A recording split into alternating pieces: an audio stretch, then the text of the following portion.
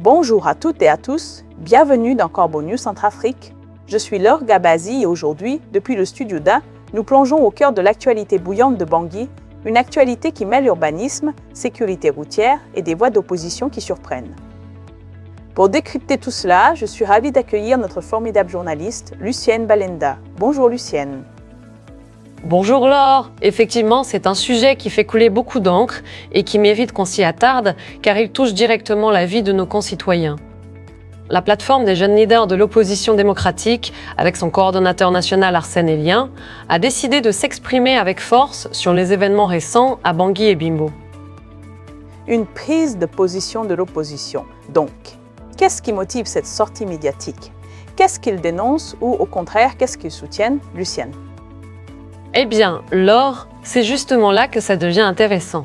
La plateforme des jeunes leaders de l'opposition démocratique exprime d'abord sa satisfaction. Oui, sa satisfaction.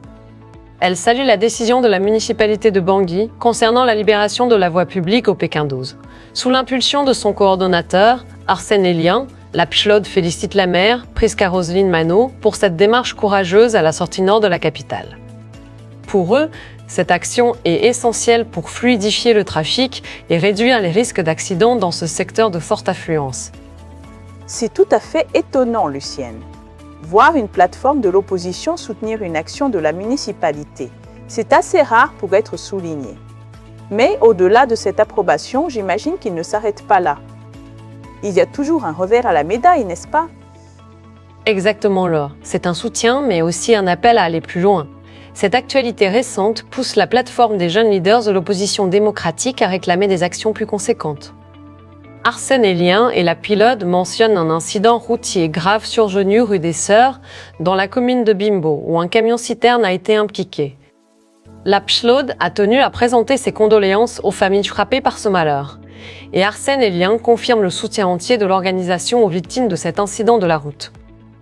C'est une tragédie de plus, Lucienne, qui met en lumière la fragilité de la sécurité routière. Et c'est là que la PCHLOD intervient avec des propositions concrètes, si je comprends bien. C'est bien ça alors. Pour éviter que d'autres malheurs se produisent, la plateforme des jeunes leaders de l'opposition démocratique demande des régulations plus strictes pour la circulation des véhicules lourds. Arsène Elien et la PCHLOD demandent à la mairie de Bangui ainsi qu'aux autorités de Bimbo de limiter le déplacement des poids lourds durant la journée. Ils vont même plus loin, Laure, en préconisant un report complet de ce trafic pendant les heures nocturnes afin de garantir pleinement la sécurité des usagers de la route. Un report nocturne pour les poids lourds, c'est une mesure forte qui pourrait radicalement changer la donne pour la sécurité de nos villes. Penses-tu que les autorités de Bangui et de Bimbo seront réceptives à une telle demande de la part de l'opposition? C'est ce que la plateforme des jeunes leaders de l'opposition démocratique espère, Laure. Elle réaffirme sa détermination à agir pour l'organisation et la sécurité de l'espace urbain en République centrafricaine. Arsène Elien confirme que la PCHLOD entend maintenir son engagement auprès de la population sur toutes ces questions de mobilité et de sécurité. Un dossier à suivre de très près, Laure. Absolument, Lucienne. Un dossier crucial pour nos concitoyens. Merci beaucoup, Lucienne Balenda, pour cette analyse très claire et ces éclaircissements.